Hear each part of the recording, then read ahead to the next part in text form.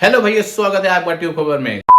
Guys, आज की पहली अपडेट आपकी आ रही है बशीर अली की तरफ से। हम सब लोग जानते हैं बशीर अली का इलेक्शन जो हुआ है अनफेयर हुआ है। हम सब जानते हैं बशीर अली एक ऐसा कंटेस्टेंट था बिग बॉस में जो एक विनर मटेरियल लग रहा था, जो जीत सकता था शो, और ऑडियंस की वोट्स की कम होने की वजह से उसको निकाल दिया गया। ये भाई डाइजेस्ट मुझे तो नहीं हो रहा, और सारे जितने भी बिग बॉस फैंस होंगे उनको भी कहीं ना कहीं नहीं डाइजेस्ट हो रहा होगा कि यार वोट की कमी की वजह से बशीर को निकाल दिया गया। यार तानिया मित्तल कंपेयर करो बशीर से।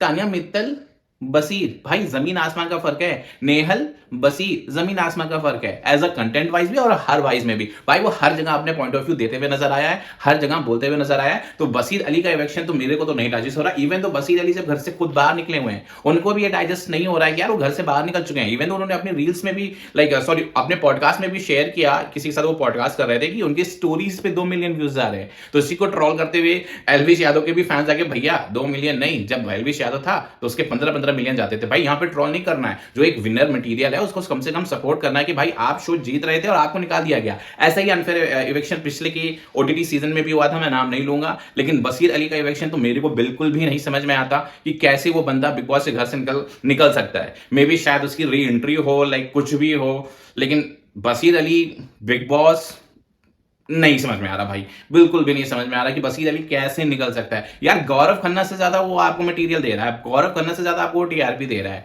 वो भाई स्पिट्स वाला बंदा है, वो रोडीज वाला बंदा है, वो खूंखार बंदा है, वो ऐसे वैसे बंदा नहीं है भाई। वो फाड़ के रख देता है भाई, टास्क में सब कुछ करता है भाई। लड़ाई झगड़े में अपने भाई उसने सब कुछ दिखाया अपना, उसने अपनी दोस्ती दिखाई, उसने अपनी दुश्मनी दिखाई। जहां उसको लग रहा था कि मुझे बोलना चाहिए उसने बोला भी, जहां उसको नहीं बोलना चाहिए उसने नहीं बोला। मेरे हिसाब से पूरे घर में सबसे अच्छा बशीर अली ही चल रहा था, और बाहर की ऑडियंस को भी यही लगता है। तो मेरे हिसाब से तो बहुत ही ज्यादा अनफेयर है कि बशीर अली को इविक्ट कर दिया गया हो। मेरे को तो समझ के बाहर है। तो गाइस, सेकंड अपडेट आ रही है श्रेयस अय्यर की तरफ से। श्रेयस अय्यर की तबीयत कुछ खास सही नहीं है। आप सबको पता होगा कि लास्ट ओडीआई में कैच लेते समय उनके रिब्स पे चोट आई थी और फिर वो ग्राउंड छोड़ करके चले गए थे।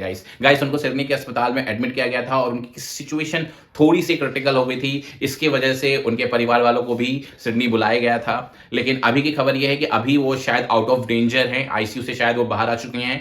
लेकिन उनकी जो इंजरी है उसमें उनको रिकवर होने में कम से कम 1 साल का समय लग सकता है दोस्तों। लेकिन अभी भी उनकी सिचुएशन क्रिटिकल है, वो अंडर ऑब्जर्वेशन है, क्योंकि उनकी जो रिब्स है, रिब्स पे उनके शायद कुछ ब्लीडिंग आ गई थी, इंटरनल ब्लीडिंग रुक नहीं रही थी। इसी के चक्कर में उनको जो अंडर ऑब्जर्वेशन बहुत ही ज्यादा उनको रखा जा रहा है, और उनको कम से कम 10 महीने तक अंडर ऑब्जर्वेशन रखा जा रहा है। लेकिन खबर अभी के लिए यह है कि उनको अभी आईसीयू से बाहर निकाल लिया गया है, जो कि सबसे बड़ी खबर है। तो हमारे क्रिकेट फैंस के लिए अभी हम लोग को प्रेयर करना नहीं छोड़ना चाहिए, क्योंकि उस बंदे की कंडीशन अभी बहुत ज्यादा क्रिटिकल है। और हम सबको पता है श्रेयस अय्यर एक वॉरियर है।